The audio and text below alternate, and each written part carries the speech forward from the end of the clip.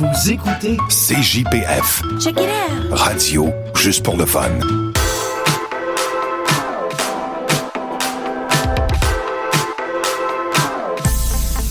Bienvenue à AM en PM. Alors, je suis votre animatrice, Anne-Marie Duprat, d'où le AM. Et le PM, c'est parce que, c'est le genre d'émission de radio à écouter le soir, parce qu'on va parler justement de thématiques de soirée. Et avec qui j'ai décidé de parler de ça aujourd'hui? Avec la belle et talentueuse Karine Richard. Karine, bonjour. Bonjour, Anne-Marie.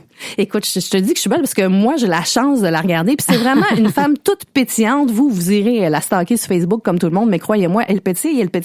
Je fise. Je fise, mais tu pétilles du cerveau, Karine, et c'est pour ça que moi, j'ai décidé de partager cette heure de radio-là avec toi. T'es quelqu'un qui fait toutes sortes de choses. Ouais. T'as tellement de cordes à ton arc. T'es comme une espèce de pieuvre artistique. Je sais pas trop comment te définir. Mettons, définis-toi toi-même, Karine. C'est vrai que je me garoche un peu de tout bord, tout côté. J'essaye beaucoup de choses. Je suis une fille qui aime essayer. Je suis pas nécessairement bonne, par contre, dans tout ce que je fais. Puis ça me permet, en fait, le fait d'essayer plein de choses comme ça, particulièrement ces dernières années, c'est de savoir qu'est-ce que j'aime, qu'est-ce que j'aime pas, finalement. Et t'es quelqu'un qui s'exprime très, très bien, hein, que ça soit, t'as fait du podcast, t'as écrit des textes. Moi, c'est comme ça, en fait, que je tombais en amour avec ta façon de t'exprimer. C'est ta façon de jouer avec les mots. D'ailleurs, s'il y en a qui ont envie de la stalker un petit peu plus sur Facebook, allez voir la page de Prof on the Rocks.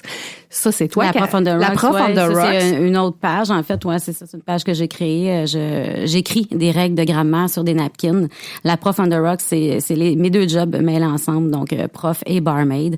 Moi, c'est par là que je t'ai connue, en fait. Quand j'ai découvert que c'était toi en arrière de ça, j'ai fait, mon Dieu, je pense que je suis vraiment en amour avec cette fille-là.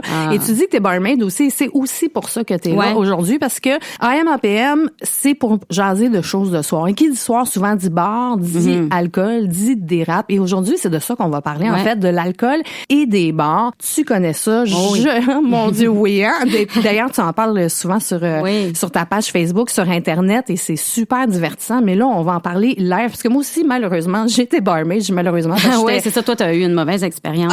Mon Dieu, que j'ai tellement détesté ça, mais au moins, je l'ai essayé parce que je suis comme toi, j'essaie tout. Tu l'as fait pendant combien de temps, toi? Je te dirais en tout et pour tout à peu près 5 soirs. Ah, OK. Dans 3 bars différents. Un bon échantillonnage. Oui, dans vraiment. 3 bars différents. Tu as fait la tournée en tant que barmaid. J'ai tellement pas aimé ça. En fait, j'ai fait un cours de barmaid que j'ai payé très, très cher pour faire des drinks que personne boit. As-tu déjà fait ça, un flamingo, toi? Non, je sais pas c'est quoi. Moi, c'était le test qu'il fallait faire à la fin. C'est un flamingo. C'est un drink de 7 étages, de 7 couleurs différentes qui après, ça prend 22 minutes à faire à peu près. Ce qui est le fun, c'est que personne ne le commande jamais. Fait que c'est vraiment un 600 pièces bien investi dans ma vie. Ouais. Mais j'ai travaillé à l'Octogone, l'ancien bar en face de la prison. OK. Fait que je me faisais dire des affaires intéressantes comme wow, ça fait 25 ans que j'ai pas vu une femme, toi t'es belle en crise. Là on parle d'un endroit aussi où les gens se battent pour une bouteille de faux champagne. À peu près, on parle de gens qui sortent d'une cellule aussi, puis que tu sais ils ont comme plus envie d'une femme que d'un drink, honnêtement. Puis moi je suis en arrière du bar et comme dit Mike Ward, hein, il disait tout le temps pourquoi je crouse la barmaid, c'est pas parce que c'est la plus belle, c'est parce qu'elle peut pas partir. Elle peut pas se sauver. Moi c'est pour ça que j'ai arrêté d'être barmaid. Il fallait vraiment que je me sauve dans l'arrière du bar. Mais c'est ça que je veux parler avec toi parce que toi t'es là-dedans constamment, t'es dans le monde. C'est très prenant des bars. comme job en fait, c'est que tu sais puis déjà on fait beaucoup d'heures là, particulièrement l'été. Mais c'est une job pour laquelle je trouve ça le fun parce que contrairement à prof, mettons, je punch ma carte, je fais ma job, je repunch ma carte, c'est terminé. J'ai pas de cours à préparer, rien, sauf que c'est quelque chose qui nous reste toujours quand même dans la tête. Ça change complètement notre mode de vie. Comme là, j'ai dormi 1h30 entre cet enregistrement et mon dernier chiffre. Donc c'est ça, on vit de soir, de nuit.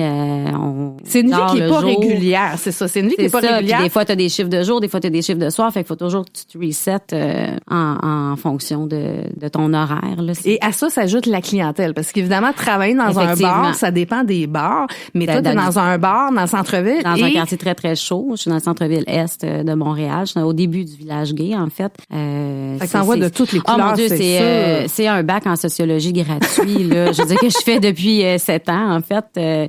On a vraiment autant monsieur le juge assis au bar que des itinérants, que des joueurs compulsifs, des gens qui travaillent à Radio-Canada, à TVA, des étudiants de l'UQAM, des gens des geeks de Warner Brothers en face. Je veux dire, ça finit plus, là, le type de clientèle. C'est de tout. Puis on est en un bar sportif dans le village donc, gay. Ça veut dire plein d'écrans avec tout ce qui est possible de regarder en live, j'imagine. Effectivement. Mais justement, ça m'amène à la première question que je voulais qu'on se pose, toi et moi. Tu sais, souvent, on dit que l'alcool est le lubrifiant social. Tu sais, l'alcool, toutes les raisons sont bonnes pour boire. Tu sais, je vais citer Charles Bukowski qui dit, s'il se passe un truc moche, on boit pour essayer d'oublier. S'il se passe un truc chouette, on boit pour le fêter. Et s'il se passe rien, on boit pour qu'il se passe quelque chose.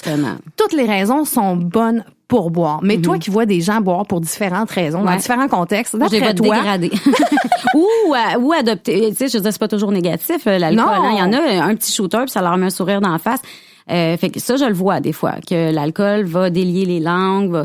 On dit ça souvent, justement, que c'est un lubrifiant social. Toi, penses-tu que c'est la raison numéro 1 pourquoi les gens, tu sais, la raison la plus généralisée pour laquelle les gens boivent, c'est pour se dégêner, une espèce de lubrifiant social qui enlève la première couche de gêne? Ben, encore une fois, ça dépend dans quel bar tu travailles, dans quel quartier, dans quel type de bar. C'est sûr que moi, je vois autant de gens qui boivent pour avoir du fun que de gens qui complètement malheureux qui jouent leur loyer de v'là 3 mois puis qui se saoulent en même temps.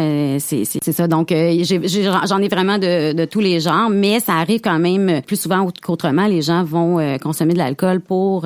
Moi, je pense que la personnalité peut... des fois être modifiée par l'alcool, mais des fois, ta vraie personnalité peut ressortir parce que tu as moins de barrières, moins de filtres que tu aurais normalement là, sans l'alcool. Là. Ça, c'est vrai. Moi, je sais que si je vais dans un mariage ou une fête, quelque chose, dès que ça se met à danser, tout le monde, Anne-Marie, danse. Mm-hmm. Non, mais exact. Donne-moi 3-4 shooters, tu vas voir, ma tante, elle va le lever le party. Ça. C'est plate, mais... Puis, finalement, c'était juste le petit coup de pied qui te manquait pour t'élancer sur la piste de danse. T'es pas obligé de te saouler, mais ces 2-3 petits shooters-là t'ont permis. Donc, moi, je vois pas ça nécessairement de façon négative, l'alcool, si on le gère, puis si c'est pas une dépendance, si c'est juste quelque chose, un petit genre de coup de pied là, qui te part ta soirée de façon positive, je vois pas vraiment c'est comme tu dis, c'est une question de modération aussi, c'est n'importe quoi. Si on va dans l'excessif, on va dans l'abus, c'est là que ça peut donner c'est sûr que c'est de bonne humeur et souriant, mais que tu vomis en jet en même temps, c'est pas nécessairement là, esthétique. C'est pas bébé. Non, c'est ça, c'est désagréable pour les autres. Puis, je pense que aussi c'est un choix qui voudrait revenir à chacun. Tu sais, il y a des gens qui boivent, il y a des gens qui boivent pas. Moi, j'ai eu une période où j'avais décidé de pas boire. Je voulais l'essayer, puis je trouvais ça agréable, mais tu sais, à un moment donné, ça a fait son temps. C'est pendant le fameux mois que tout le monde. Non, moi j'aime pas faire les mouvements en même temps que tout le monde. J'aime ça me sentir vraiment un petit peu off. Mais je l'avais fait et j'avais trouvé ça vraiment très lourd. Les gens qui te trouvent plate de pas boire, ils disent come on, sois pas plate. Ça, je trouve que par exemple, ça peut être dérangeant. On est sage ce soir. Non, c'est ça. On a le droit de pas boire. C'est ça, je suis pas nécessairement sage. Tu dois avoir des clients, toi, des fois, admettons une gang de, je sais pas, moi, 8 personnes, puis il y en a un là-dedans qui te demande c'est quoi les drinks sans alcool. Est-ce que tu sens que cette personne-là se sent un petit peu à part, parce que les autres sont comme ouais donc. Ça arrive souvent les petits commentaires, mais je pense que de façon générale, les gens respectent ça. C'est plus quand les gens commencent à être assez affectés par l'alcool, qui vont sortir des affaires de, tu sais, hey, mais qu'est-ce que tu fais là, t'es bien plate. Puis, ouais donc. Rien qu'un petit. Le problème, c'est qu'un petit shooter toujours suivi de 2 autres petits shooters, de 3 autres petits shooters. C'est ça l'affaire. Une autre, tu bois la bouteille direct au goulot. Hey, parlant de trop boire, là, moi, j'aimerais ça qu'on enchaîne avec une toune qui va tellement trahir mon âge, mais c'est bien correct. Ça s'appelle Alabama Song, mais tout le monde l'appelle la toune Whiskey Bar. C'est une toune de The Doors, un groupe, mon Dieu, épique, qui ont fait probablement autant d'alcool que de drogue, mais cette toune-là est l'essence même du gars qui a besoin d'un drink quand tu suites. On écoute ça, puis on revient dans quelques minutes. Yeah. Well, show me the way to the next whiskey bar. Oh, don't ask why. Oh, don't ask why. Show me the way to the next whiskey bar. Oh, don't ask why. Oh, don't ask why. For if we don't find the next whiskey bar, I tell you we must die. I tell you we must die. I tell you tell you we must die.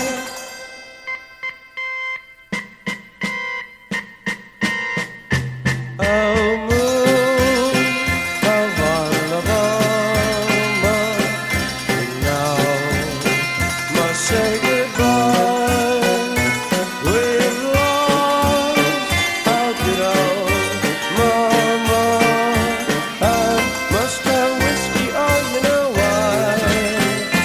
Oh, moon of Alabama, now must say goodbye. We lost our good old mama, and must have whiskey, oh, you know why. Yeah.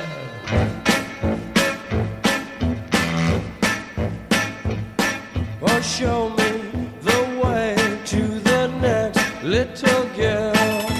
Oh, don't ask why. Oh, don't ask why. Show me the way to the next little girl. Oh, don't ask why. Oh, don't ask why. For if we don't find the next little girl, I tell you we must die. I tell you we must die. I tell you, I tell you, I tell you we must die.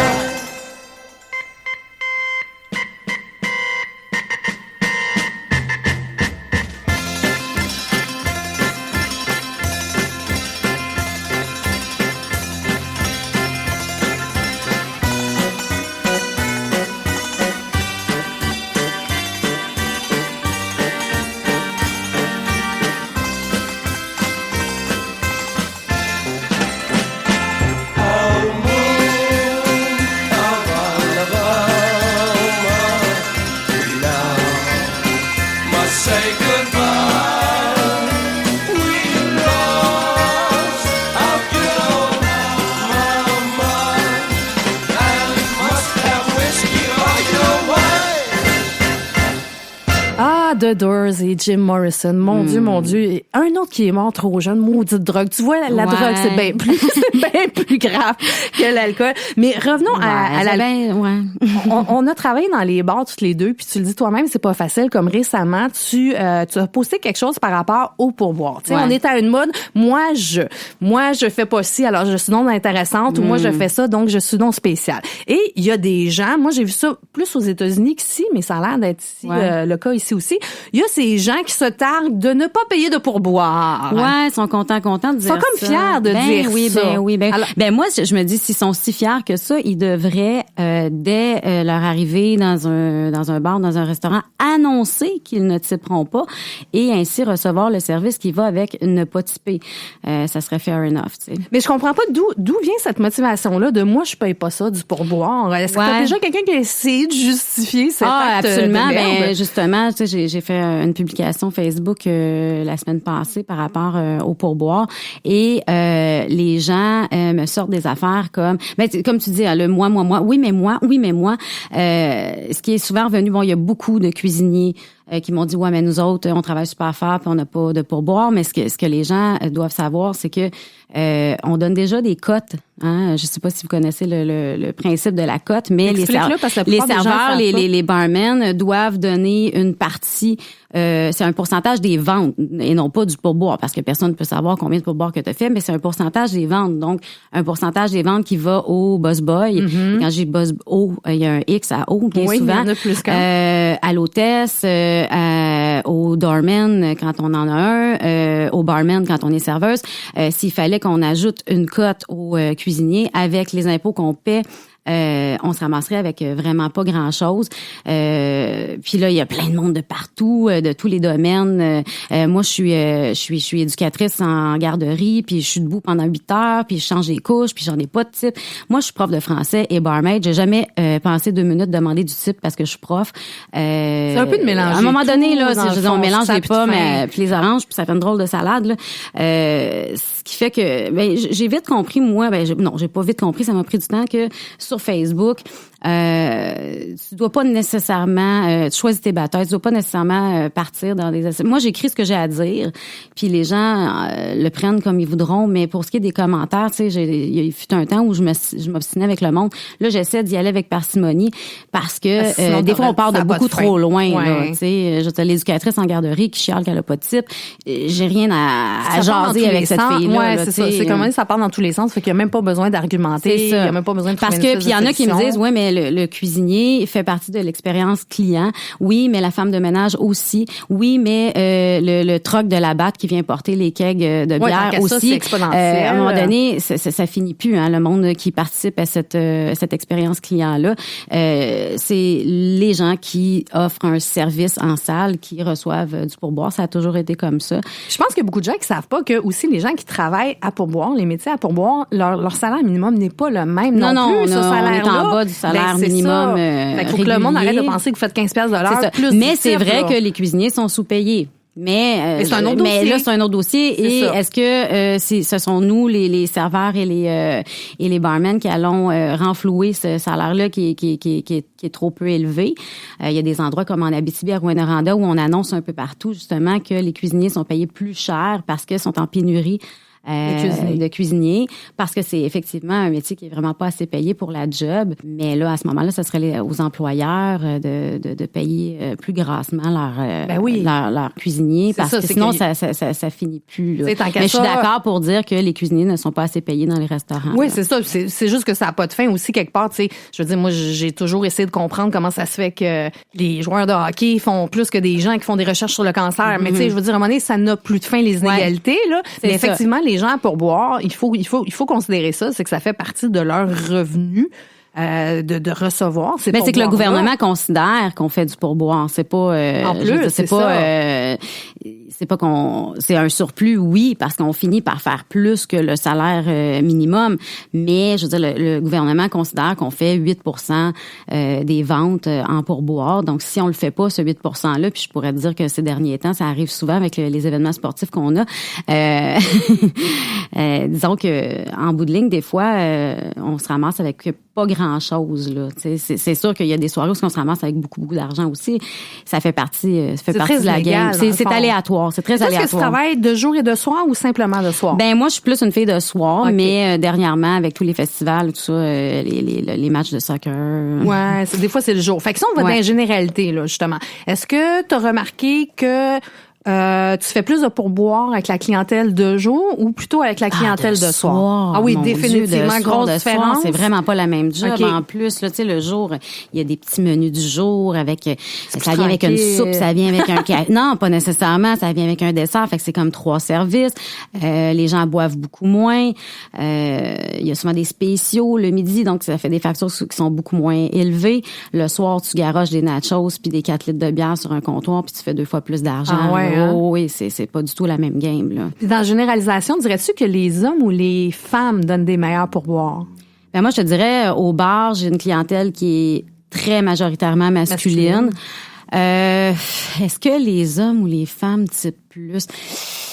Moi, je sais que j'ai remarqué avec mon mari que, mon Dieu, qu'il est généreux, mais tu sais, il est généreux dans tout ce qu'il fait dans sa vie, mais des fois, je suis comme, t'es-tu sérieux? Il y a beaucoup de mais t'es vraiment fine. Puis, tu sais, moi, faut dire que j'ai toujours été quelqu'un qui a toujours été, on va le dire, là, pauvre, n'ayons pas peur des mots. Fait que quand t'es pauvre, c'est sûr que chacune des 25 que tu sors, ça te fait un peu plus mal, mais j'ai toujours essayé d'être fair dans le pourboire parce que je sais que c'est un travail puis que c'est un revenu qui est important.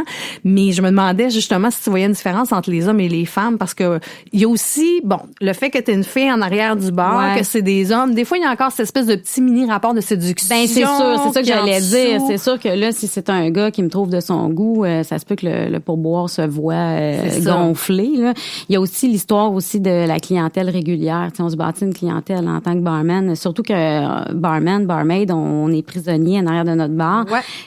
qui fait que la proximité, le fait de voir les mêmes obligée. visages. Ouais. Le fait de voir les mêmes visages, c'est dans le fond où vous vous reconnaissez, ils te reconnaissent, tu les s'appelle reconnais. par nos noms. Je veux dire, le client arrive, sa bière est déjà coulée le temps qu'il se rende au bar. Ça, ils aiment ça, c'est sûr. Ben ils oui, sentent ils qu'il est sont dans comme sa... VIP. Ouais. Ça, c'est sûr que ça va venir jouer sur le pourboire aussi. Mais quelque part, c'est donnant-donnant. Je veux dire, tu te donnes pour cette personne-là, tu la fais sentir spéciale. Puis... Ben, on fait vraiment partie de leur vie. Tu sais, moi, puis ils font vraiment partie de la mienne aussi. Tu sais, j'ai un client préféré qui s'appelle Georges, mais lui, je sais que je fais partie de sa vie. Je sais que je fais partie de son quotidien. Tu sais. As-tu des gens qui sont là presque systématiquement tous les jours, des piliers de bar, là, comme dans le temps? Là, oui, puis il y en a qui viennent, tout comme moi, le seul bar où je me tiens, j'ai mes journées, je sais qui est en arrière du bar. Les gens choisissent leur journée en fonction de qui est derrière le bar. Donc, il y a des gens systématiquement que je vois chaque jour là, que je travaille. Là.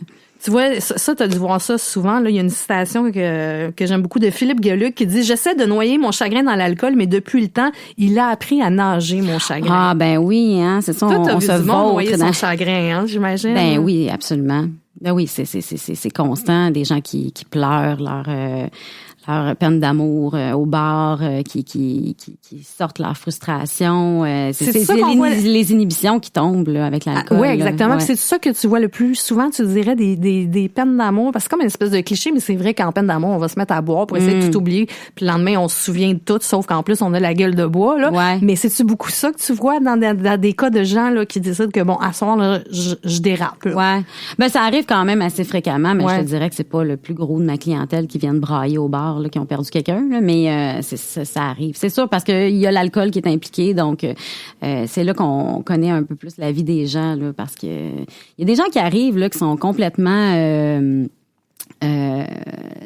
ils sont dans une espèce de mutisme, là, qui parlent pas bien, sont sur leur téléphone, ils regardent pas trop les gens, puis aussitôt qu'ils ont un verre ou deux, ben là, ils se mettent un peu à parler d'eux autres, là. On le voit, là... On voit l'espèce d'évolution, de dégradation aussi là, causée par l'alcool. Là. Puis il y a ça aussi, tu parles des téléphones. Moi, à l'époque, jadis naguère, où j'étais barmaid, il n'y avait pas ça non plus, les téléphones. C'est d'une tristesse incommensurable. T'as des gens qui sont devant toi, mais qui sont pas là souvent, j'imagine. En fait, t'as des têtes penchées.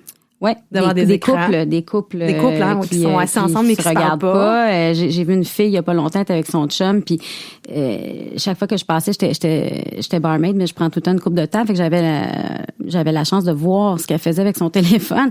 Fait que chaque fois que je passais derrière elle, elle était en train de faire des Snapchats, puis elle écrivait des affaires comme having fun with my boyfriend, elle prenait des photos de son repas et c'est d'une tristesse. Mais elle y a jamais parlé à son chum. Mais tout le monde pense que ça va super bien. C'est magnifique, mon Dieu, incroyable.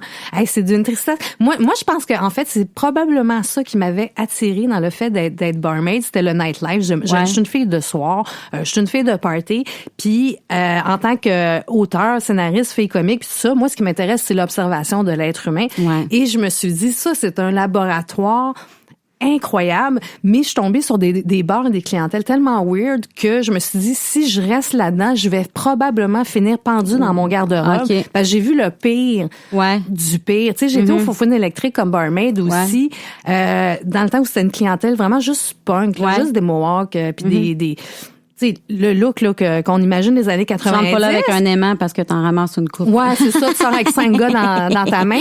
Par la bouche, par le pénis. C'est du monde oui, c'est ça. C'est du monde qui était bien fin, bien sympathique, mais c'est du monde souvent qui avait pratiquement même pas de logis. Fait que je te laisse imaginer les pourboires que j'avais. Au bout de 3 jours, là, je pense que j'avais fait à peu près 2,25.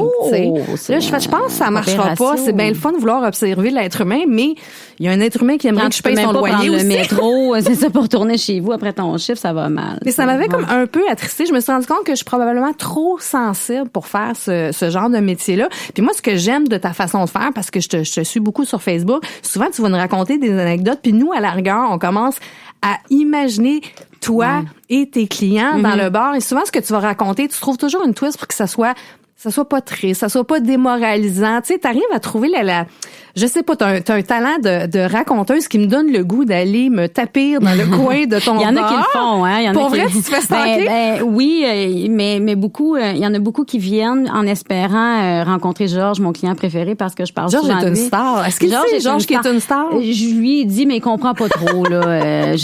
Sur Facebook, là, Georges, vous êtes vraiment super connu, là. Et puis, il est comme, oh, ouais. Puis, mais il sait pas trop. C'est un monsieur qui est pas très technologique, il est pas sur Facebook. Fait que lui, il trouve ça bien drôle, mais il comprend pas, là. Une star sans le savoir. Ben, dans le fond, oui. j'imagine que c'est la meilleure façon d'être une star, c'est quand t'en es pas consciente. Effectivement, l'authenticité, là. C'est ça. Et là, je t'avais demandé de choisir une chanson sur le thème, évidemment, des bars et de l'alcool. Et toi, t'as choisi Easy de Faith No More. Est-ce que tu peux m'expliquer pourquoi? En fait, là, si j'ai un lien à faire avec les restaurants puis les bars, c'est que la tune s'appelle Easy et dans la chanson, il dit Easy like a Sunday morning. S'il y a bien quelque chose qui est pas easy, c'est de travailler dans un restaurant a Sunday morning, servir des déjeuners. C'est la journée des déjeuners, hein, le dimanche, c'est la pire job ever, ça. Puis servir pendant les games de soccer, c'est les deux. Si l'enfer existe, c'est des déjeuners pendant un match de soccer dans un bar. Donc, c'est capoté, là. Fait que c'est tout sauf Easy, finalement. C'est tout sauf Easy, mais cette chanson-là, c'est une de mes chansons préférées. C'est une chanson qui me met de bonne humeur. C'est en fait une reprise des Commodores, mais je préfère la version Faith No More. Donc, c'est la chanson que j'ai choisie aujourd'hui. Ben, on écoute ça, puis on se retrouve tout de suite après. No, it sounds funny, but I just can't stand the pain. Girl, I'm leaving you tomorrow. Seems to me, girl, you know I've done all I can. You see a big store and a borrow. Yeah. Ooh, that's why I'm easy. I'm easy like Sunday morning. Yeah, yeah. That's why I'm easy. Yeah. I'm easy like Sunday morning.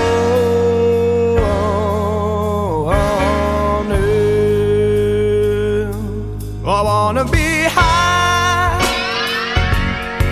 so high. I wanna be free to know the things I do alright.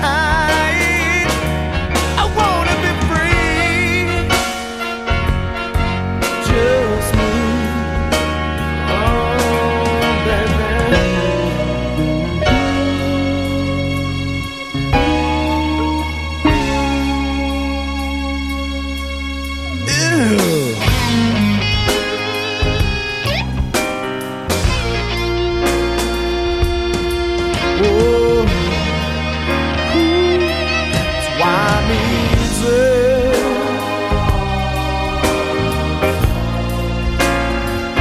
Like Sunday morning, yeah, yeah.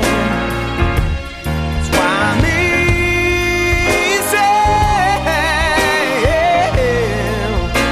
I'm easy like Sunday morning.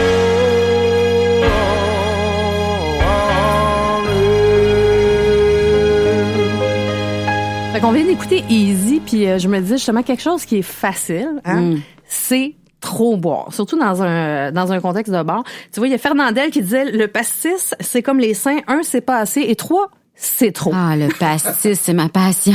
Ah oui, t'aimes ça, le pastis? Ah, mais tu dérapes assez facilement avec c'est ça. Très c'est fort, comme si c'était hein? quasiment de la drogue, cette histoire-là.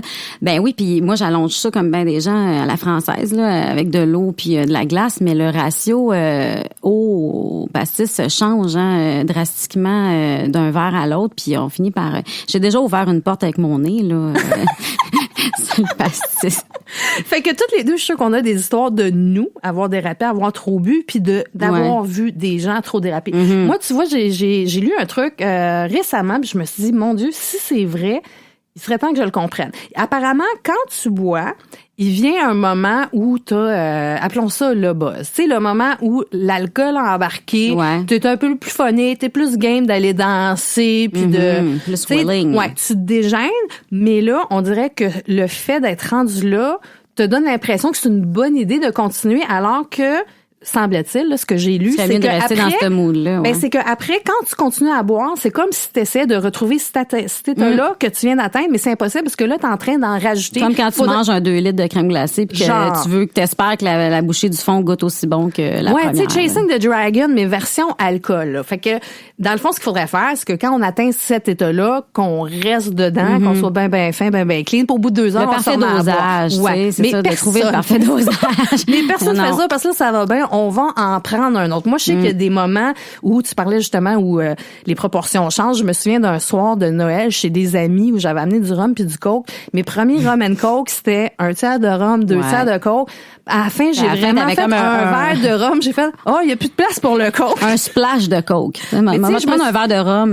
Ouais, mais tu sais, je me souviens plus d'après. Puis après, t'es pas fier. C'est pas le fun. Des fois, on va trop loin, puis justement, on dit des niaiseries, on fait des niaiseries. Moi, des fois, je me fais raconter des soirées, puis je suis comme, ben non, c'est pas vrai, j'ai pas fait ça. Il y en a beaucoup qui prennent leur voiture aussi, parce que là, à un moment donné, t'atteins un niveau où le jugement est fortement touché, très altéré, du personnel de bar qui ont perdu leur permis de conduire. Il y en a un puis un autre. Là. Je dirais que moi, où je travaille, c'est un bon pourcentage. Là. Parce que j'imagine, mettons, on frôle pas le 50%. Là. C'est ça, si tu travailles dans un bar, tu fermes le bar, il y a beau être au centre-ville, tu peux pas revenir en métro ou en autobus. Admettons que tu habites loin, tu prends ton auto, tu bois un peu, tu te fais payer des shooters, tu vas être fin, t'es prends. Fait que j'imagine t'as pété ton point 8, mais tu te sens bien, puis tu pars, puis c'est le même que les accidents peuvent arriver. Effectivement.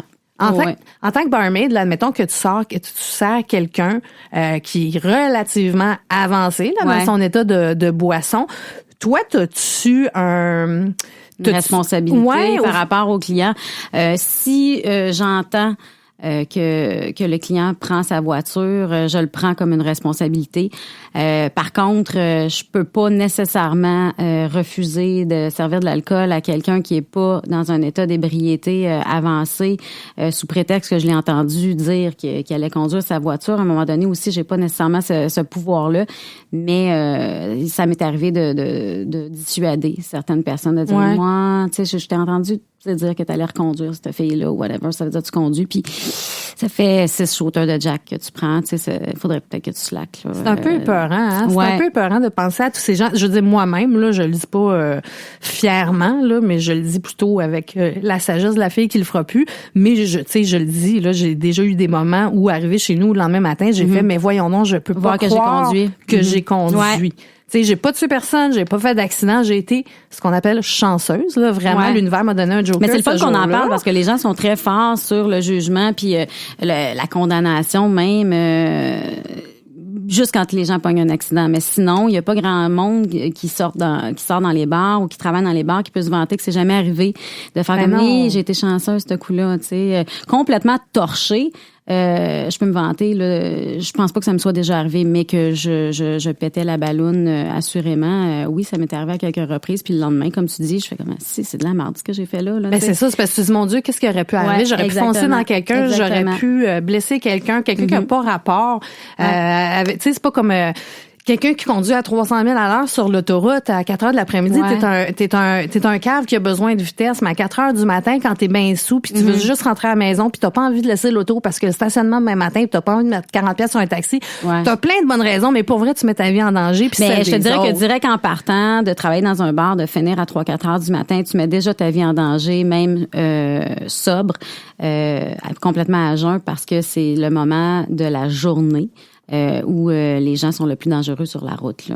C'est vrai. Parce qu'il y en a vraiment, il y en a une couple qui se font pogner, mais je veux dire, il y en a plusieurs qui se font pas prendre. On dirait qu'il y en a si peu qui se font pogner. Moi, j'habite sur Papineau, comme tu sais, près de Sauvé. Je suis très proche du pont qui s'en va vers Laval et je peux te dire qu'à partir de 3h15 du matin, des fois, ça passe à 120 sur une rue résidentielle. Puis je me doute que ces gens-là, c'est pas parce qu'ils viennent de faire un super bingo, puis mon Dieu que le Kool-Aid était bon. C'est ça. Ils sont pas allés suivre un atelier de cuisine. Là, ben c'est ça, puis c'est dangereux. Moi, ça me fait hyper peur. J'espère, en tout cas, je sais pas si on y arrivera un jour à comprendre que c'est vraiment très dangereux de conduire. Je pense qu'à partir du moment où on va arrêter de traiter les gens d'esti de cave quand ils conduisent comme ça, avec les facultés affaiblies, qu'on va se mettre à essayer de comprendre le phénomène. Il est où le déclic? D'y aller d'une façon un peu plus psychologique, peut-être que là, on pourra faire de quoi. Mais là, en ce moment, on est beaucoup dans une ère avec les médias sociaux où on condamne les gens.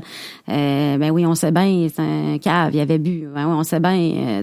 C'est à écouter les gens parler, tout le monde, tous les enfants seraient des codes DPJ, puis tout le monde. Ouais, il y a ça aussi. Je veux dire, c'est à un moment donné, il faut faire attention aux mots qu'on utilise. Ça, c'est la folie des médias sociaux. Oui, c'est ça, exactement. Internet, mais ça a quand même un impact sur le jugement. Maintenant, on est dans une ère où on doit penser d'une certaine façon pour faire partie d'un groupe. Et le fait de dire que automatiquement quelqu'un qui boit, qui prend sa voiture est un meurtrier, ça ferme un petit peu les esprits là. C'est clair, hein, ça fait pas avancer la cause, mettons. Ça aide pas. C'est ça, c'est que de juste chialer puis pointer du doigt tout le temps fait peut-être du bien à son ego. Au même titre que si un vegan me dit que je suis juste une meurtrière de bébés animaux, là tu viens de fermer la conversation. Demain. Exactement, tu sais. Mais si tu m'expliques, si tu me parles de tes valeurs, si tu y vas d'une façon moins violente, moins agressive, ça se peut que je t'écoute. Mais là, ça c'est moi. Mais je pense qu'il y a beaucoup de gens comme ça qui ont pas besoin de se faire taper ses doigts, mais qui ont besoin de se faire comprendre puis de se faire expliquer. Puis tu sais, moi, c'est entre autres pour ça que j'ai fait de l'humour toute ma vie. C'est parce que je me suis dit la meilleure façon de faire comprendre les choses aux gens, c'est par l'humour et non par la morale. Tu sais, on se souvient mieux d'une bonne joke que l'humour beaucoup pour dénoncer, pour passer des messages, pour m'éduquer. Je veux dire, moi, en enseignement, j'utilise énormément l'humour. Ben oui. Des images humoristiques pour faire comprendre des choses. C'est tellement puissant, l'humour, tu sais. Ah oui, c'est d'une puissance incroyable. Il faut arrêter de se prendre au sérieux tout le temps aussi. Je lisais quelqu'un, il y a 2 jours, j'avais un post sur ma page Ma vie amoureuse de merde. Il y a des gens qui demandaient, vous, est-ce que vous accepteriez de fréquenter quelqu'un qui boit pas d'alcool? Bon, pour diverses raisons, là, tous les gens ont leurs opinions, les ci, les ça. Mais il y a quelqu'un qui est arrivé avec la phrase que j'entends assez souvent et qui me fait toujours un petit peu sursauter, qui est moi je bois pas de toute façon, j'ai pas besoin d'alcool pour avoir du fun. Puis je me disais hey, toi t'es donc spécial. Oui, toi ça m'énerve les gens qui disent ça. Je veux dire bois pas. Moi j'ai pas mais besoin. Moi je suis plus forte que toi. Ouais, comme si toutes les autres qui boivent, on est des épais qui sont faibles. Je veux dire regarde, l'alcool est là puis tout le monde en consomme. Il y a peut-être une raison aussi, c'est sûr qu'il faut pas aller dans l'abus, mais ça c'est comme l'inverse là, c'est l'autre extrême. Moi je t'extraordinaire, c'est du mépris, c'est ça. C'est vraiment une forme de mépris. Moi, j'ai pas besoin de ça. Ça implique que nous, on en a besoin si on a des plates. Toi, t'en as besoin, ouais, c'est ça. C'est weird, on est souvent comme c'est souvent des gens qui ont été aux prises avec une addiction, tu sais, je veux dire, comme quelqu'un qui a déjà fumé la cigarette puis qui se ramasse avec une puff dans le nez puis qui est en train de c'est un peu comme les gars qui font les campagnes anti-gays pendant 3 ans puis là, next thing you know, ils se font pogner dans leur bureau avec leur petit secrétaire, Georges, de 18 ans. Oui! Ils disent, OK, pas de relation homosexuelle, sauf dans ton bureau! Ouais, c'est ça. Il me titille, Georges, 18 ans. Parlant de vieux monsieur et d'alcool, on va aller vers une toune. Non, c'est parce que faut pas que je pense aux États-Unis. Je me mets à filer pas bien. Puis là, je vais me mettre à boire à 10h le matin. On va enchaîner avec une toune. Là, je vais essayer de prononcer ça comme du monde, sinon Gontran pourra me reprendre. Alors, ça s'appelle One Bourbon, One Scotch, One Beer, un classique de bar. Et c'est de George Thorogood. Ah, c'est bien mauvaise! C'est ça que j'avais dit. Vous irez le googler, mais on va l'écouter pareil. I'll tell you a story about the house in blue. I come home one Friday, had to tell the landlady I done lost my job.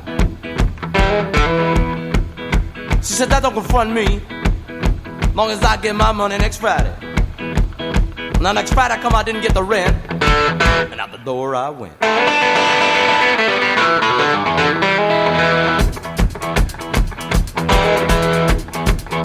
So I goes to the landlady.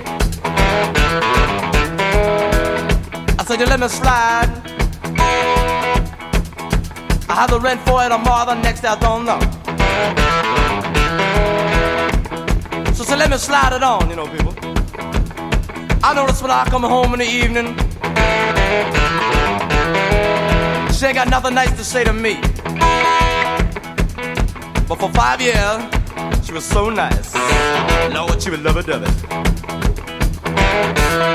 I come home one particular evening. The landlady said, you got the rent money yet? I said, no. Can't find no job. Therefore, I ain't got no money to pay the rent. She said, I don't believe you're trying to find no job. Said, I seen you today. You were standing on a corner, leaning up against a post. I said, but I'm tired. I've been walking all day. She said, that don't confront me. Long as I get my money next Friday. Now next Friday I come out, didn't have the rent, and out the door I went.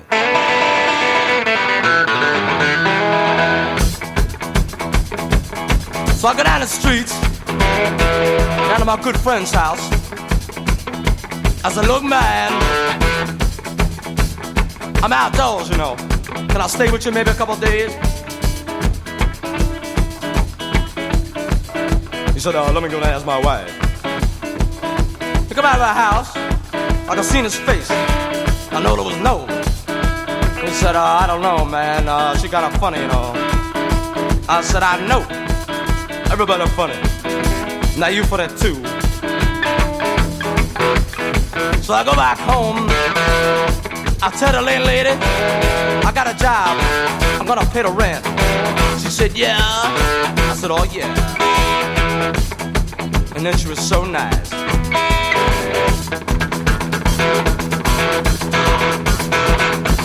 Lord, she would love it, dove it. So I go in my room, pack up my things, and I go. I slip on out the back door. Down the streets I go. She hollering about the front rent. She'll be lucky to get in the back rent.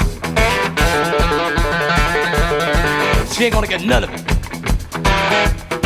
So I stop in the local bar, you know, people. I go to the bar. I rent my coat. I call the bartender. I said, look, man, come down here. You got down there. So what you want? One bourbon, one scotch, one beer. Well, I ain't seen my baby since I don't know when. I've been drinking bourbon whiskey, scotch and gin. Gonna get high, man, I'm gonna get loose. Need me a triple shot of that juice. Gonna get drunk, don't you have no fear. I want one bourbon, one scotch, one beer. One bourbon, one scotch, one beer. Lord, I ain't seen my baby since a nigh on a week. Gotta get drunk, man, so I can't even speak. Gonna get high, man, listen to me. One drink ain't enough, Jack, you better make it three. Gonna get drunk, I'm gonna make it real clear. I want one bourbon, one scotch, one beer. One bourbon, one scotch, one beer.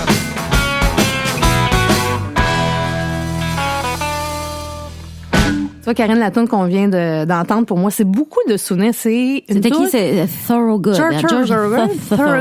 Je me... t'es mauvaise. Je suis mauvaise dans ça, mais je suis bonne dans d'autres choses. Oh yeah. Mais je me souviens spécifiquement d'entendre cette tune-là très souvent dans le temps où je sortais dans mon temps de cégep et université, donc dans les années 60. Non. On a fait début des années 90. Et je me tenais beaucoup au Café Campus. Mm-hmm. Et ça, c'est le genre de tune que j'entendais, que je dansais, que je criais les paroles, puis j'étais à ça d'aller me chercher. Oui, dans ce temps-là, je dansais parce que je voulais vraiment pogner avec les gars. En fait, je me suis rendu compte que ça les repoussait plus que d'autres choses. Mais je voulais tout le temps aller me chercher one bourbon, one scotch, one beer. Je l'ai jamais fait parce que oui, tout ce que j'aime là-dedans, c'est la bière. Chercher ça au bar pendant que la tune. Moi, j'étais très thématique. Quand j'étais jeune, je me pensais vraiment thématique. Mais c'est des beaux souvenirs, mais c'est des souvenirs ça laisse quand même, ça me donne le goût de trouver des titres de tunes drôles. Il y a Tequila aussi. Je sais pas si tu as vu la vidéo du gars qui est allé dans un bar de karaoké chanter Tequila. C'est très drôle parce que tu sais, oui, OK. Puis au bout de 2 minutes 30, il fait juste t'es qui, là? Puis là, ça repart. Le monde dans le crowd était comme, il n'y a su, finalement, c'est juste devenu très, très drôle. Puis le gars est monté sur le stage pour dire 2 mots, tu sais. Ouais. Mais je me souviens des années de Café Campus où, ben, c'est ça. Tu sais, j'étais à l'université, j'étais en appartement, mais la vie, c'est malade. En moins, on fait les folies. Boire, puis prendre des substances, puis déraper, là. Je me souviens vraiment de dérapes où le lendemain matin, je me réveille, je sais pas où, je sais pas avec qui. Ah, ça m'est jamais arrivé, par contre. Ah, t'es chanceuse. Ouais, c'est pas le fun. C'est pas le fun comme, tu sais, tu te réveilles à côté de quelqu'un dont tu te souviens absolument pas le nom, puis tu sais pas si tu l'as déjà, d'ailleurs, su, ce nom-là. Tu sais pas trop ce qui s'est passé. Ouais. Tu te sens hangover. En même temps, t'as envie de manger du McDo. Comme des fluides corporels tout le tour. Puis tu sais pas trop si ça émane de toi ou de tierce personne qui est partie. Puis feeling pas le fun. Moi, ça m'a pris plusieurs fois comprendre que c'était pas le fun comme feeling. Je sais pas pourquoi. Ouais. Toi, t'as pas de souvenirs comme ça? Ben, écoute, ça m'est déjà arrivé. Non, j'ai déjà perdu seule dans la honte. Non, je te laisserai pas ça dans la honte. Je vais te raconter que moi, j'ai déjà tellement dérapé. Écoute, je pensais que quelqu'un avait peut-être même mis quelque chose dans mon verre. J'étais derrière le bar et non, je pense que ça fait 2-3 fois que ça m'arrive ça. L'alcool, à un moment donné, je sais pas pourquoi, 2-3 fois par année, me hit. Je m'excuse l'anglicisme là, mais d'une façon super violente et c'est vraiment, je passe de je jase bien normal, là, j'ai l'air complètement à jeun, à je couche à terre puis je vomis puis je comprends pas trop. En fait, je sais même pas que j'existe. Et c'est arrivé une fois, j'avais bu 3 shooters puis un verre de sangria en l'espace d'à peu près 2 heures. Là, c'était rien de capoter. Et je me suis ramassée non seulement, c'est ça, couchée par terre, à vomir, tout ça, à complètement perdre la carte. J'ai voulu prendre ma voiture en partant du bar. J'ai jamais fait ma caisse. Ben oui, mais j'étais complètement disjonctée. Je veux dire, moi, j'étais convaincue que la vie était belle. Et ma gérante a fait, t'es-tu malade? Joanie va aller te reconduire, ta collègue. Et quand elle... Parce que t'avais vu sa job. Oui, mais vraiment pas pour me ramasser à terre en train de vomir. Et au moment de partir avec Joanie qui venait me reconduire, j'ai dit mes lunettes parce que je m'étais couchée sur une banquette à un moment donné, mes lunettes étaient là. D'ailleurs, c'est à ce moment-là que Joanie m'a habillée. Et parce que t'étais couchée nue dans ton vomi. Non, mais c'est que c'était l'hiver et que j'avais des jeans à mettre. Nous autres, on était arrangés avec des petites robes là, on a l'air des petits rôtis de porc bien ficelés là. Je sais pas partir comme ça à la maison. Et ma gérante me ramène mes lunettes et je pogne mes lunettes et j'arrache carrément une des branches et je me mets à grignoter ma branche de lunettes et ma gérante m'arrache ça des mains. Elle dit voyons qu'est-ce que tu fais là, espèce de folle. Puis je dis ma réglisse. Je pensais que c'était une réglisse Twizzler, ma branche de lunettes rouge. Donc oui, ça m'est arrivé de me mettre dans des états complètement, mais ne pas me rappeler le lendemain de pas savoir je suis où. Non, ça t'es chanceux, c'est pas le fun. Moi, je fais ça des fois, des blackouts, là. Mm-hmm. Je me souviens d'une fois spécifique où, ben, c'est justement après ce moment-là que je t'ai dit j'ai arrêté de boire pendant une couple de mois. Il y a cette soirée-là, chez la fête du frère d'un de mes amis. J'ai beaucoup trop bu, mais faut dire que, bon, là, j'essaie de me justifier. Mais le gars, c'était sa fête, puis il arrêtait pas de nous arriver avec des verres de scotch tout le temps. Moi, le fort, ça me fait pas, là. Déjà, ça, au moins, je l'ai compris. Mais bon, je bois. Il y a un bout dont je me souviens plus. Le lendemain, j'ai un show. Moi, je fais un show. Puis une de mes amies vient. Puis elle dit, mon Dieu, comment t'as fait pour faire ton show à soir? T'étais tellement scrap hier. Je dis, ben là, j'étais pas si scrap que ça. Elle dit, Anne-Marie, si t'as foncé dans la porte patio 2 fois. Je dis, ben là, exagère pas. Et là, elle me montre le vidéo de moi en train de foncer dans la porte patio. C'est le fun, par exemple. Donc, je m'en souvenais pas du tout. Je me souvenais avec elle. Puis elle dit, regarde, j'ai le vidéo. Là, j'ai eu vraiment honte. Puis là, je vois tout le monde autour qui trouve ça très drôle. Anne-Marie complètement saoule qui fonce dans la porte patio. Puis là, je fais, OK, je pense que j'ai plus envie de me voir le lendemain comme ça, puis d'avoir juste envie de changer de nom et changer de pays, faire ma vie au Honduras. J'avais un petit peu honte, puis j'ai fait, mais de Dieu, pourquoi j'ai autant bu? Tu sais, ce soir-là, j'ai vraiment dérapé. Mon chum aussi, on était vraiment pas fiers. Puis après, on a dit, là, on boira plus. Ça tenait à peu près 2 mois. Mais je pense que cette fois-là, c'est ma paix. Puis depuis ce temps-là, j'essaie de faire attention justement de pas atteindre mon point de non-retour parce qu'un blackout, pour vrai, là, c'est vraiment pas le fun. C'est comme si tu as perdu une portion de ta vie. Ouais, effectivement. Ouais, je comprends. Tu sais, te manque un bout, là, puis il faut que les autres te le racontent, là. C'est assez gênant. D'ailleurs, là, je viens de le dire, j'ai un petit peu honte. Mais je me dis que... Non, mais je me dis honte de choses qui sont quand même loufoques dans le sens de foncer dans une porte patio. Ouais. Moi, j'aime mieux qu'on me rappelle des trucs comme t'as essayé de manger ta branche de lunettes en pensant que c'est une réglisse Twizzler ou des trucs comme ça que t'as été super désagréable. Il y a des gens qui, à partir du moment où ils boivent, ils deviennent agressifs, cherchent le trouble. Ça, je le vois beaucoup aussi. j'aimerais pas, moi, me rendre comme ça. Puis en fait, moi, j'ai l'alcool joyeux. T'sais, moi, si je t'aime, moi, t'aimer plus. T'sais. Moi, je suis la fille qui serre jamais personne dans ses bras, mais là, j'ai vraiment contente de te voir. J'ai vu 2 minutes dans la cuisine. Nous deux, mais on là, va se faire des câlins qui finiront plus, hein. Ça finira plus. Ouais. Mais là, ça, c'est la différence aussi entre l'alcool et la drogue. Je me souviens, Maxime Martin disait, tu sais, si tout le monde était sous en même temps, ça serait l'enfer. Mais savez-vous qu'est-ce qui se passerait si tout le monde était gelé sur le pot en même temps? Rien. Parce qu'on devient un peu plus veg quand on prend de la dope. Admettons qu'on parle du weed. Ça dépend là. ça dépend des gens, ça dépend des sortes de weed aussi, là, tu sais. Mais je pense que ça serait, mettons, là, tu me fais choisir entre le scénario de tout le monde est complètement torché ensemble ou tout le monde est gelé sur le pot. Je prends à 100 000 à l'heure, là, tout le monde gelé sur le pot. Là. Ben effectivement, vaut mieux un trip de bouffe qu'un trip d'aller conduire complètement sous, tu sais. Oui. Moi, je sais que quand je suis gelée, je conduis vraiment comme si j'étais en train de passer mon test de permis de conduire. Traverse la rue, puis je dis, vas-y, petite fourmi, vas-y, vis ta vie, je suis pas pressée. Mais je suis pas en train de dire, non, mais je suis pas en train de dire qu'il faut conduire après avoir fumé, mais disons que là, on part sur un autre sujet, là, mais je veux dire, disons que les gens ont le jugement très facile sur les gens qui fument. Alors que l'alcool fait des ravages qui sont beaucoup plus importants, là. Tu sais, je veux dire, en termes spécifiquement là, d'accidents de la route. Et l'alcool est tellement plus accessible. On a beau pouvoir aller s'acheter du Jean-Guy maintenant à SQDC. Je veux dire, on n'est pas rendu au point où on a l'équivalent que maintenant c'est effrayant. Je veux dire, les trucs comme les fucked up for loco puis tout ça, toutes les affaires qui sont un mélange d'alcool et de goût avec sucré, de stimulant. Pas un dépresseur, mais en fait, en tout cas, tu comprends ce que je veux dire? C'est deux choses qui sont complètement. Surtout que ça goûte sucré. Tu sais, je sais que moi, à un moment donné, j'aimais beaucoup la Smirnoff Ice. Pourquoi? Parce que c'est plein de sucre.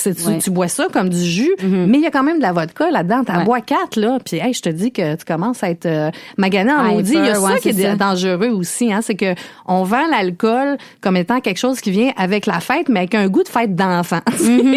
C'est rose, ça goûte le nanan. Mais là, tu bois ça, tu oublies complètement. C'est bleu électrique avec une coupe de cerise qui flotte dessus, puis ça a l'air comme plus inoffensif, là, un cocktail, mais quand ça fait 40 que tu bois, ça se pourrait que... C'est un peu épeurant. Il faudrait peut-être à un moment donné, en tout cas, moi, je pense qu'il faudrait légiférer là-dessus parce que, tu sais, je suis maman, t'es maman, t'as des enfants, toi aussi. Puis c'est sûr qu'on n'a pas envie que nos enfants se mettent à boire de la Smirnoff comme si c'était du Kool-Aid, tu sais. Moi, j'aimerais que ça soit un petit peu moins attirant, mettons, ce côté full sucré, full énergie. Bon, un drink brun, là, avec... Ouais, mais tu sais, une grosse bière brune d'Angleterre, moi, j'ai de la misère à en finir une au bout de 4 heures, tu vois. Ça, c'est très efficace. Un truc pour moi, je vais dans un bar qui est à un coin de rue là, du mien et moi je prends quelque chose que j'aime mais que je sais que je vais têter, c'est-à-dire de la IPA. Moi, c'est la seule bière que je bois dans la vie, c'est de la IPA. Je trouve ça très bon, mais je peux pas caler ça. Fait que souvent, j'ai la même pinte pendant 2 heures de temps. Fait que si jamais il y a une tournée de shooter qui se donne, ben c'est pas très grave parce que je viens de têter la même bière pendant 2-3 heures de temps. T'sais. C'est des trucs que je me donne parce que si je me commande un gin tonic, je sais que dans 2 minutes, je vais en vouloir un autre. T'sais. Ouais, c'est ça l'affaire. C'est les trucs qu'on se donne. Oui, ben effectivement. Moi aussi, je fais ça. Je commande plus mes affaires préférées comme ça me coûte moins cher déjà. Puis j'en bois moins. Je veux dire, les gin tonic, moi j'aimais beaucoup ça jusqu'à temps que je vois le taux de sucre dans le tonic. Puis je te dis que ça m'a passé sur un temps. Je savais pas. Moi, je pensais que c'était du papier sablé liquide, cette histoire-là. C'est bien j'ai fait le keto, le fameux diète keto à un moment donné, puis j'étais tout contente parce qu'on avait le droit aux alcools 40%. Puis moi, je me mettais plein de toniques là-dedans, puis jusqu'à temps qu'on me dise, hey, c'est la même affaire qu'une canette de Pepsi, puis j'ai regardé, puis c'est exactement la même chose. Moi, je fais keto, mais c'est des gins soda water que je fais avec la lime puis du stevia dedans, mais c'est sûr que c'est bon un tonic, mais justement, moi, je bois ça comme du jus, un gin tonic. Il y a 150 000 calories, en plus, il y a du gin. Écoute, c'est tout pour que ça finisse mal. Mon affaire, mon linge, je me fera plus puis je vais faire des accidents. Ça n'a comme pas de crise de sens. Là, on est sur le bord de rapper. J'aimerais ça avoir des beaux souvenirs parce qu'il y en a quand même là, reliés au bar, reliés à la fin de soirée. T'as-tu des moments, genre une soirée magique là, dont tu te souviens? Ça peut être dans ta vie personnelle à toi ou ça peut être au bar, mais une soirée magique où il y avait de l'alcool mais il n'y avait pas d'abus, admettons. Ben, je dirais que récemment, on a eu la finale des Raptors. Moi, je suis vraiment pas friande de sport. Ça, c'est du hockey, right? Non, c'est ça l'affaire. C'est du boulingrin. C'est ça. Non, c'est parce qu'il y a 2 semaines, j'aurais pas pu dire c'est quoi, mais c'est du basketball, si je me trompe pas, right? Exact. Oh, phew. Exact. Gontran, il est en train de pâlir en arrière. T'as comme non, mais c'est parce que j'ai eu un moment d'hésitation. Je sais-tu du football? C'est du basket.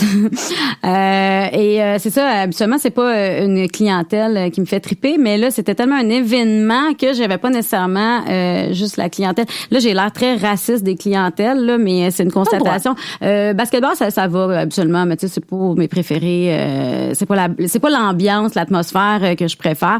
C'est sûr que c'est jamais aussi pire que le soccer. Il y a rien qui bat ça. Mais ce soir-là, l'ambiance était électrisante.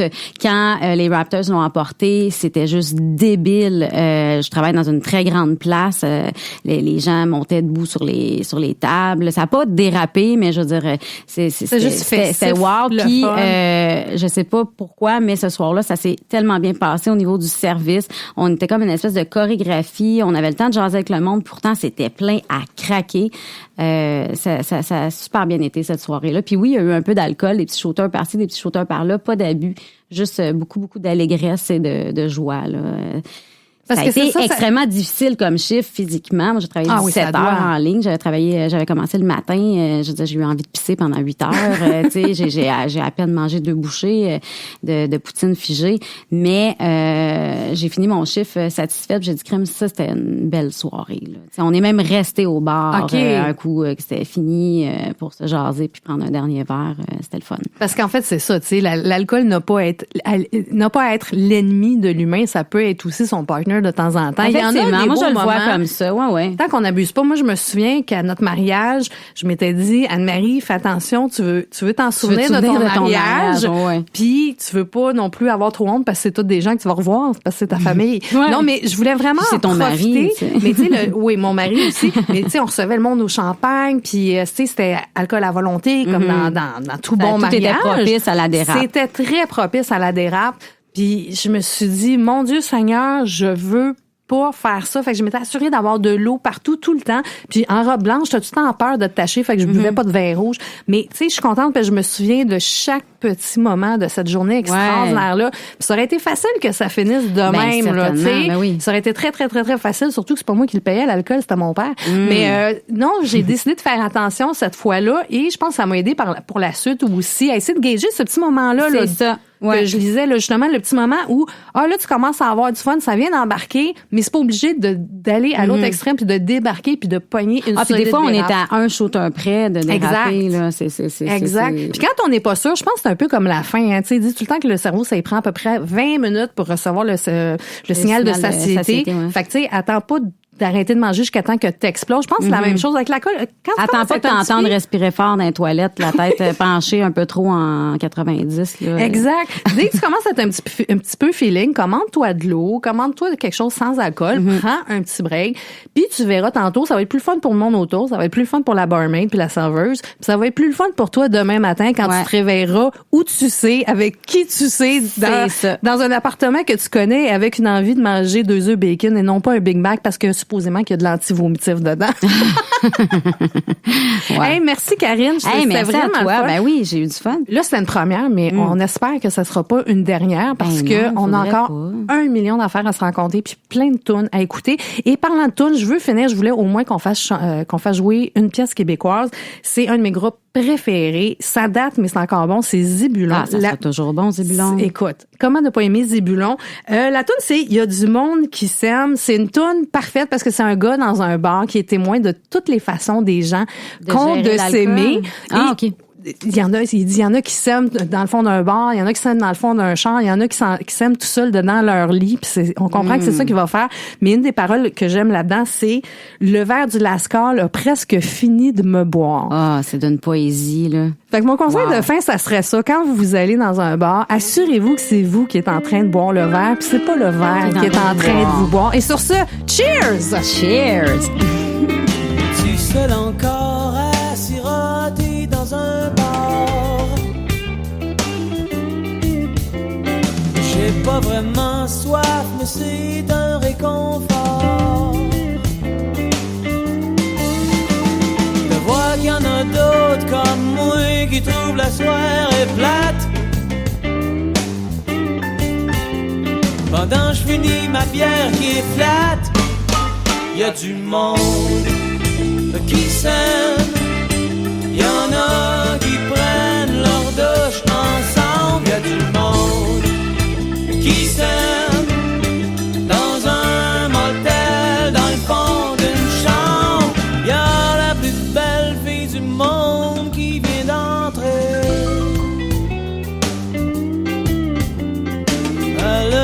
choisi la table juste à côté de moi.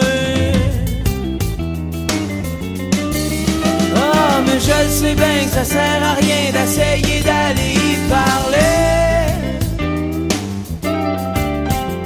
Le waiter l'a déjà spoté.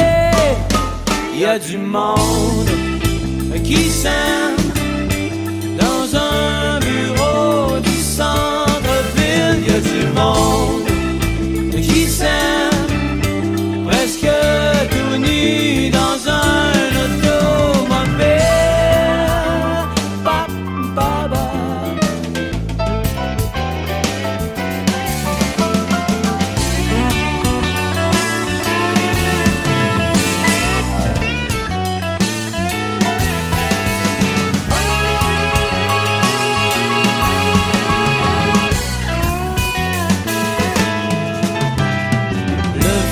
Du Lascaux a presque fini de me boire.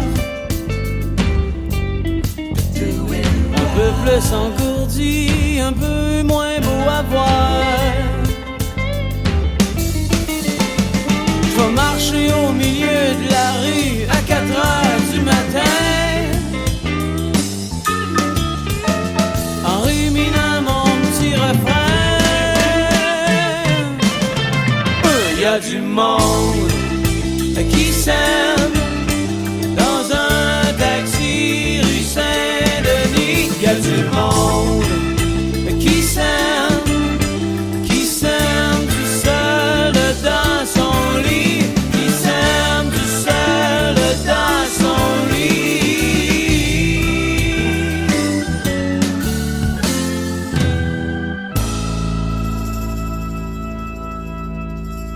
Radio, juste pour le fun. CJPF.